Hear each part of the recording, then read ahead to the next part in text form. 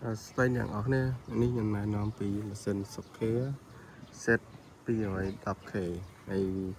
ពេលទី2នេះខ្ញុំនឹងណែនាំពីរបៀបធ្វើ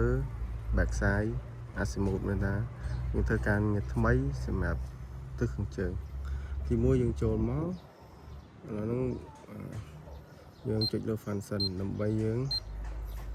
ដើម្បី backside azimuth ដើម្បី backside azimuth យើងចូលpage ទី1ហើយតទៅមកយើងយក coordinate តទៅមកទៀតយើងយក STN orientation យើងចូលនឹងមកតទៅមកយើងចូលវាមាន2 STN coordinate និង backside នេះម៉ាស៊ីនសេរីថ្មីវានៅតែមួយប៉ុណ្ណឹងម៉ាស៊ីនចាស់វានៅ2អញ្ចឹងយើងទី1យើងចូល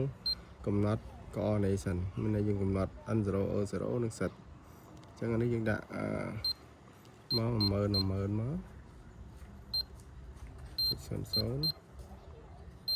អានេះ5000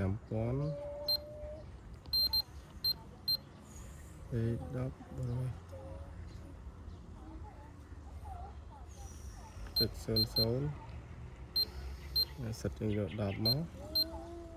នេះយើងមិនបាច់ដាក់បានសិនដែរនេះកម្ពស់ម៉ាស៊ីន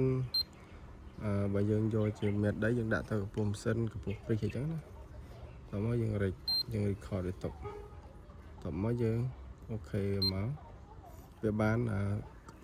ទីតាំងម៉ាស៊ីនមានថាវាក៏នៅទីតាំងម៉ាស៊ីនទី2យើងចូល backside មាន backside angle និង backside code សម្រាប់ខាងថ្មីយើងយក angle មកចាស់យើងយក code ក៏ណែប៉ុន្តែអានេះយើងការងារឡើយហ្នឹងយើងយកគឺថ្មីមានថាអញ្ចឹងយើងយក angle តើមកយើងដាក់វា0មកហើយយើងវិលទៅរហូតទិសខាងជើងយើងវិលម៉ាស៊ីនរហូតទិសខាងជើងហើយចំទិសខាងជើងតទៅពីឲ្យចំទិសខាងជើងហើយយើង record វាទុក record វាឲ្យដាក់ឈ្មោះហ្នឹងស្អីគេហ្នឹងយើងដាក់ទុកចោលវាមកដាក់ N មកដាក់ N មកតមកកម្ពស់ព្រិចជាមួយនេះយើងដាក់ N ដែរមក PT តាមប៉ុន្តែ PT លេខ1មកអានេះកូដ N អូខេតមកហើយយើងអូខេមកវាស្គាល់ទិសខាងជើងតទៅពីយើងស្គាល់ទិសខាងជើងយើងថយមកយើងចូល observation យើងបាញ់ទិសខាងជើងវាមួយមកស្គាល់ទិសខាងជើងវាមួយមក